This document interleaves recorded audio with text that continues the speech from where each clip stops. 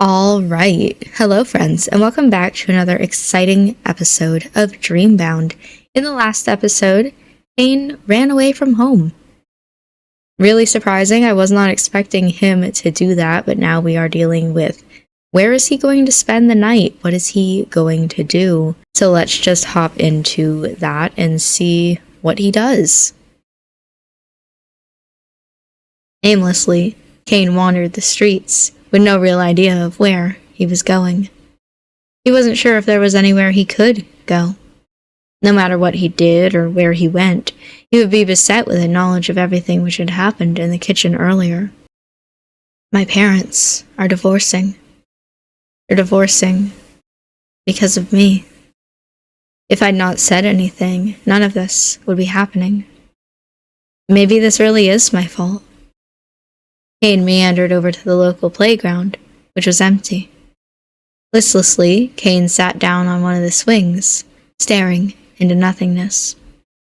He still didn't know what he was going to do, but he knew he couldn't go back home. He couldn't bear to see his mother again, after everything she had said. And I don't think she'll want to see me very much either. She's never looked at me like that before. It was almost as though she hated me. Kaine didn't know how long he sat there, lost in contemplation, but the sun eventually began to set. The sky was dyed red, then pink, then orange. Then the sun disappeared. The moon appeared, half-veiled beneath a layer of clouds. And, with the appearance of the moon, there came the rain. It started off light at first, in dribs and drabs, but it eventually began to come down harder. Shit. Kaine cursed and got to his feet. The swing creaked, and the rain continued to drum on his scalp, his shoulders. I can't keep staying here, but where can I go? I don't have any money on me. I can't stay at a hotel. I don't want to go back to August now. The only person I want to see is Noah. But what if he doesn't want to see me? He has August now. I don't want to intrude, but... Kaine's head swirled with thoughts, but his feet began to move almost automatically. They led him away from the playground, through the moonlit streets, until he arrived at a house he knew well. Going this way took much more time than going up the mountain track, but Kaine wasn't stupid enough to want to try hiking it up the dark and in the rain. That would be a recipe for disaster. He looked up at Noah's house. Kaine thought about knocking on the front door, but discarded the idea. He was still in his school uniform, and he was damp with rainwater. His shirt was sticking to him, and his hair was tousled. Noah's mother might have liked him, but Kaine doubted she would like him if he tracked rainwater all over the entrance hall. He could see her furrowed brow already in his mind's eye. Yeah, I'd rather avoid that. She's the last person I want to deal with right now. Kaine circled Noah's house, then came to a halt beneath his bedroom window. Once there, he bent, retrieving a few small pebbles from the garden, and tossed them upwards. The pebbles drummed against Noah's window, one after the other. Can he hear me? It is raining pretty hard. Come on, Noah. Kaine shifted from foot to foot, his agitation building with every second that passed.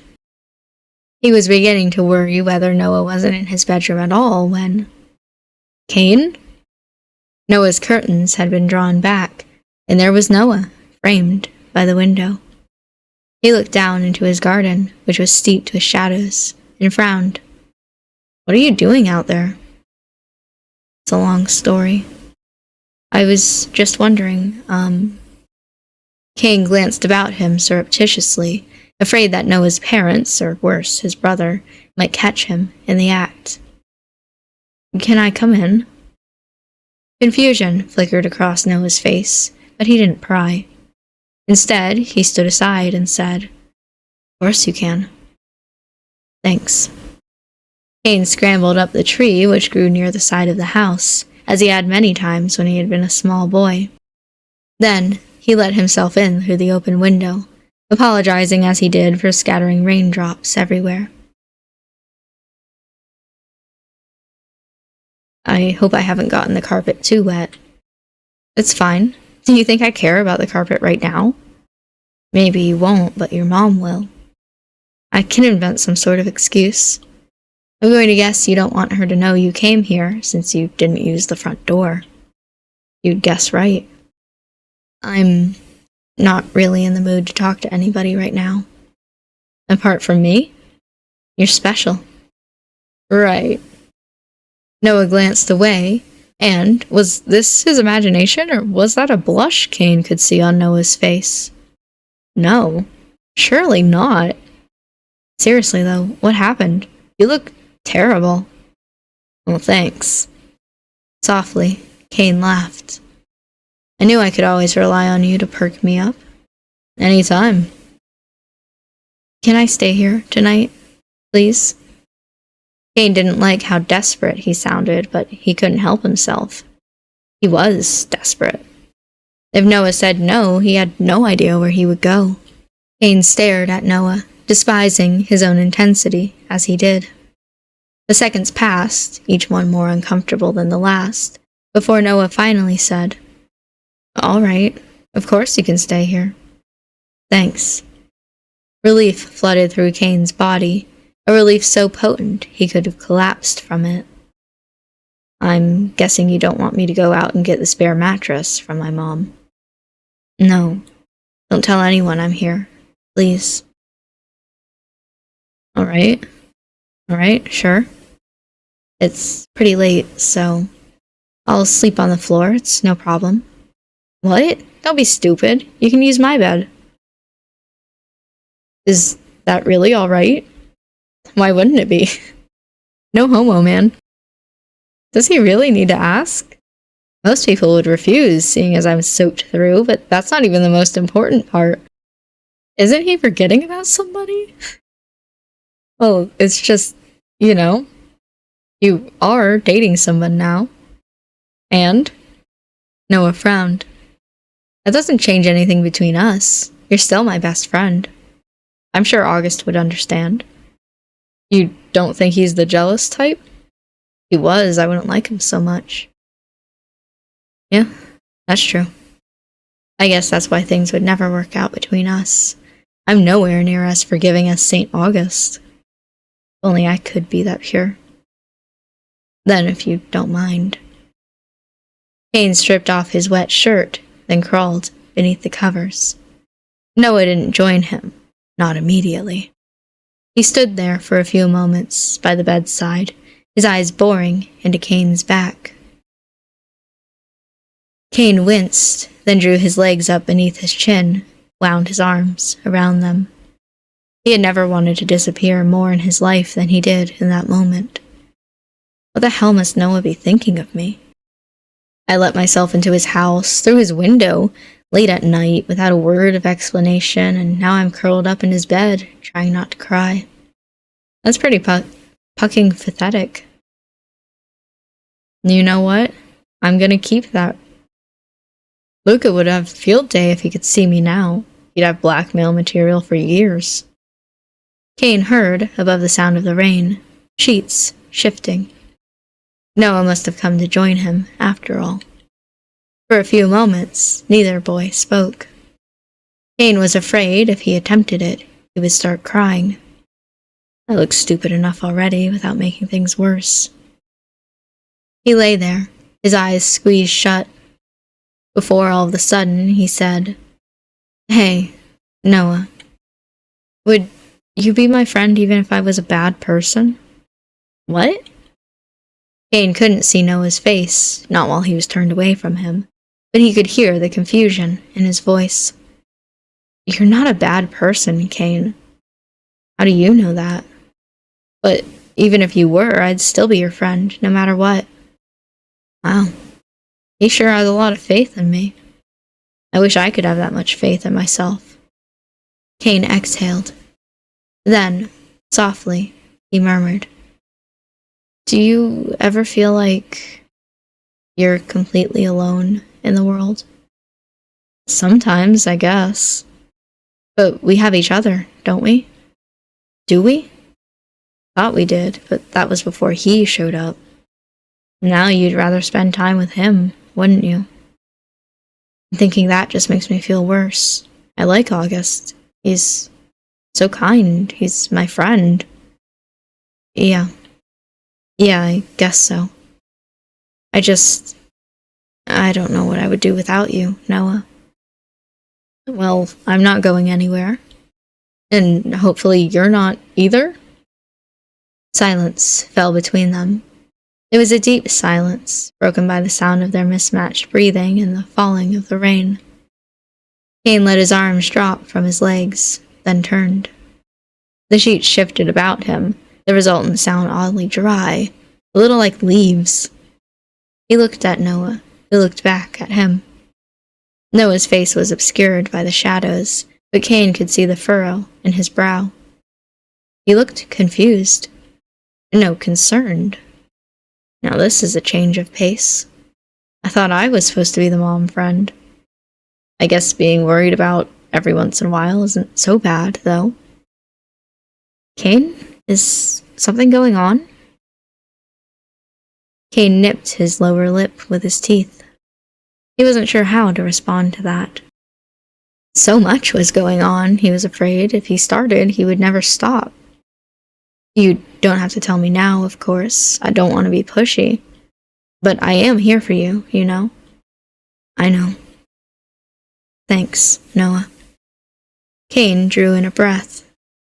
He turned the words over in his head, heavy, unwieldy words, each one of them unbearable, as the rain fell. It had been raining for a good half hour, but it had yet to abate. If anything, it was getting even stronger. Kaine thought he could hear the wind, too, rattling the window panes, and... Was that thunder? It sounded like it was pretty tumultuous outside. How funny. When I was a kid, I used to be afraid of thunder. My mother always had to tuck me into bed and console me. I'm much too old for that now, though. And I doubt my mother will be in the mood to console me much anymore. It was this thought that finally unstuck Kaine's throat. He parted his lips, which felt dry and cracked, then confessed. My parents are getting divorced. What? Noah stared at him, his wide eyes as white as eggshells in the dark. I'm sorry, Kaine, I didn't realize. Neither did I. Not until today. It happened so suddenly. Just the other day, everything was... well, it wasn't fine. My dad's been absent for ages. But my mother and I, we were getting along all right. We were okay. But my dad cheated on her. Tossed her aside like she was nothing. Oh shit, that's fucked up. My mom was beside herself when she found out, but Dad, he didn't even try to make up excuses. He was so cold about it, it was kind of, I don't know, unnerving. It was like he didn't care. My mom, meanwhile. Kaine took a deep breath. He shuddered.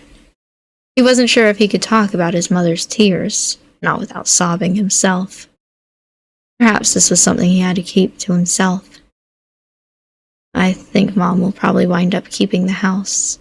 Dad didn't sound interested in trying to fight a legal battle. He's wealthy enough, he probably doesn't need to worry about it. I wouldn't be surprised if he moved away. Right. I see. And what about you? Naturally, I'm going to stay here. I don't want to leave you. It's just... Kaine inhaled, shakily. This whole thing's made me wonder. Is love really worth it? Does love even exist at all?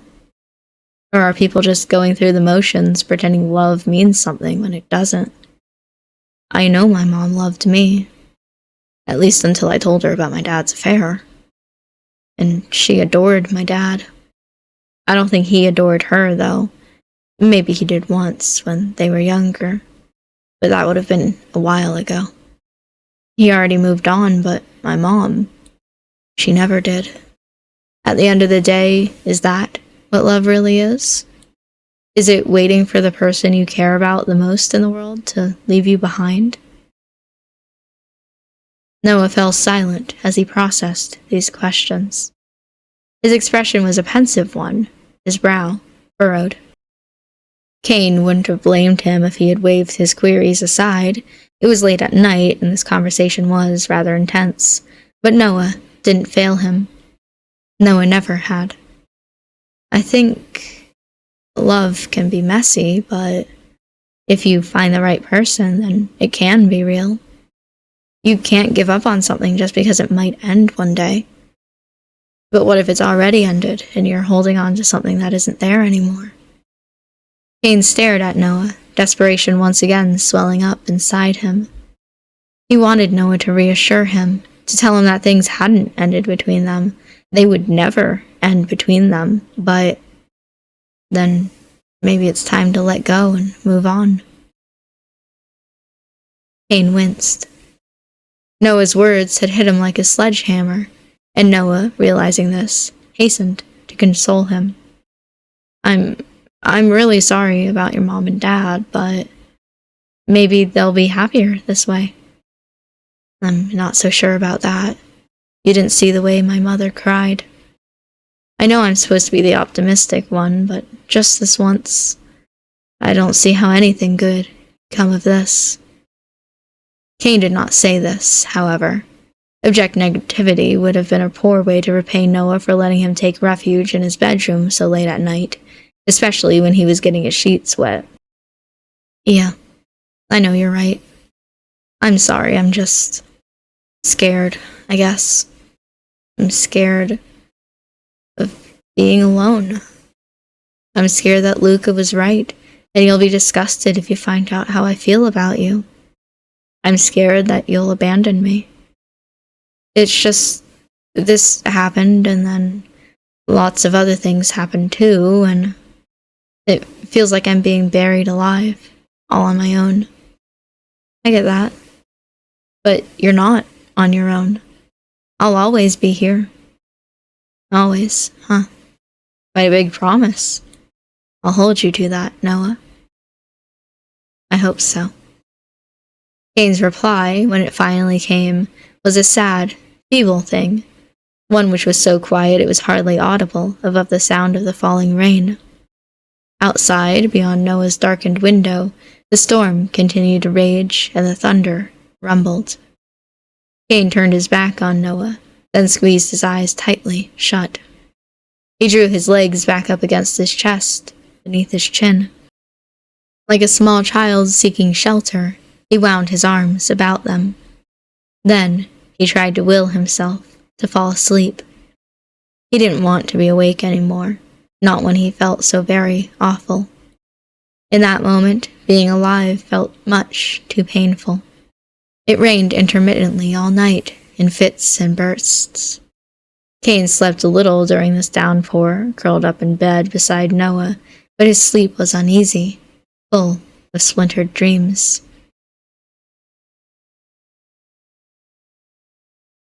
It was still dark when Kaine woke up. He could no longer hear the thunder, but it was still raining, just barely, a light drizzle which doused the darkened streets with water. Kaine sat up in bed. His head was aching and he felt groggy. He rested a hand to his temple, which throbbed. How ironic. I've wanted to sleep beside Noah for years, and now that I've finally gotten the chance, I can't even enjoy it. It must have been the worst night's sleep I've had in months. Kaine smiled wryly, then glanced at Noah. Noah was an anxious, highly strung person even at the best of times, but he looked surprisingly peaceful in slumber. He hadn't stirred at all, not even when the sheets had shifted around him. His eyes were closed, his lashes matted, and his lips were pursed. Noah often looked on edge when he was awake, tense and twitchy, but a lot of his ever-present agitation had vanished in sleep. It was almost as if all of his worries had slipped from his shoulders in sleep, like a scarf unraveled after coming home from a bracing wintry walk. The rain, which continued to beat outdoors, could not reach Noah in his sleep. He was dead to the world. At least one of us looks happy. I'm glad he's sleeping so peacefully, but... Kaine surveyed him for a few moments, allowing himself a small smile, one which was half hidden by the shadows. His smile did not last, however. Nothing seemed to last in this world, not recently. Kaine's parents were a prime example of that. Kaine wanted to stay longer, but he felt he had spent too much time with Noah already. He was being an imposition. It was funny, though. Kaine had never felt that way about Noah before. Now, however, he won't want me hanging around, not all night. It was nice of him to agree to letting me stay and listening to me ramble, but I'm sure he has other things he'd rather be doing. I bet he'd rather be with August. Can't blame him for it, really. August is fantastic. Kaine sighed. He remembered what Luca had said earlier that day in the hallway, and an uncomfortable coldness seized him. It felt like his intestines had been tied into a knot. Noah doesn't know how I feel about him. He thinks that we're just friends. He has no idea what thoughts run through my head when we're together. He has no idea how much I like him, or how long I've liked him. If I was more normal about this, there wouldn't be an issue with spending time together, but Luca was right. He would be freaked out if he knew about this, especially now he's dating August. There's no way he'd want to share a bed with me if he knew the truth. I don't want to keep lying to him, not when he's been so good to me. I don't want to take advantage of his kindness, so I need to leave. All of a sudden, it seemed imperative that he get out of Noah's bedroom, away from his sleeping body, as quickly as possible. I never should have come here. What was I thinking? Kaine rose from Noah's bed, animated by an anxious, nervy sort of energy. He pulled on his shoes, which he'd kicked off by the window, then reached for the latch. He unlocked it, his fingers moving deftly in the dark, illuminated by the moon's pale light. The large window opened easily, without any resistance. A cool breeze rushed forwards to meet Kaine, rumpling his hair. He stood by the windowsill for a few moments, torn, wanting to return to Noah's side, and knowing that he couldn't. He chanced a brief glance at Noah from behind his shoulder, saw how Noah slept soundly, obscured by the darkness. Then he departed. Kaine let himself out the window with a cat-like stealth, which was surprising, given his build. He dropped down into the garden softly, the damp grass crunching beneath the soles of his sneakers. Then he headed off. Kaine wandered through the darkened streets, his hands jammed into his pockets. The rain continued to fall around him, but he hardly felt it. It was only a light rain, more of a fine mist than anything else. The rain should stop soon enough, in time. A quick glance at his phone told Kaine it was 5:45 a.m. In 15 minutes, the sun would start to rise. A new day would dawn upon him, and the puddles of rainwater which scattered the streets would evaporate. In time, it would be as though this dreary, rainy night had never happened. But Kaine knew he would never forget about it. He would never forget this day. His parents' relationship had fallen right apart, and now he feared his own friendship with Noah would follow suit. What would he do if Luca told him how he felt? What would he do if Noah rejected him? Kaine didn't want to contemplate it. But contemplate it he did. He couldn't help himself. He walked and he walked and he walked, without any particular destination in mind. The rain continued to fall around him, drumming against the crown of his head, his back, his shoulders. As he walked, he couldn't help but wonder, where did things go so wrong? My life wasn't exactly perfect, sure, but it was pretty good. My dad's always been pretty absent, but my mom's always taken good care of me. I get good grades, I have a lot of friends, and my parents are wealthy. Compared to a lot of people out there, I've been living on easy mode. I've never had to worry about anything in particular. So why do I feel so shitty now? What changed? Kaine rolled this question around in his head as he walked, splashing droplets of water in his wake, but it was a rhetorical one. He already knew the answer. He knew exactly what had changed. He didn't want to contemplate it, felt guilty for even considering it, but his life, it had all altered some months prior when he had shown up. Before that, everything had been fine. No, it had been better than fine. It had been perfect until he met August Rivers. Kaine knew it was cruel, knew it was petty, knew deep down that August hadn't done anything wrong, knew that August was one of his dearest friends, and yet, I wish he never transferred into my school. I wish he'd never moved to this town. I wish... The rain continued to fall around Kaine, wetting his hair, his cheeks. I wish he'd just disappear. Chapter 5. The Solemn Truth. Alright, and with that, I'm going to go ahead and end this episode here. This game scares me. I have been so back and forth between my feelings for Kaine and whether or not I think that he killed August. Like, originally, I had my suspicions that he's been killing, all these people who have died, but then also August. But then he says something at one point about how, August is his best friend too, and he didn't want anything bad to happen to him. And so that made me trust him. Obviously, you're not going to want anything bad to happen to your friend as well. But now with this, I'm questioning it again. I don't want him to have killed August, obviously, but there are so many clues. I can't tell if these are just, actual clues that I should be paying attention to, or if these are red herrings and it's not actually him. But the only thing that we can do is continue on and see more and see what eventually happens. I do know that we're getting close to the end of the game. I mean, I do say that. I assume that we have a few more episodes left to go, but we are in the final chapter. So that is exciting. I'm excited to see what happens next. I have so many questions that I want answered, and I hope that you guys are excited to see that as well. But I'm going to go ahead and end this episode here.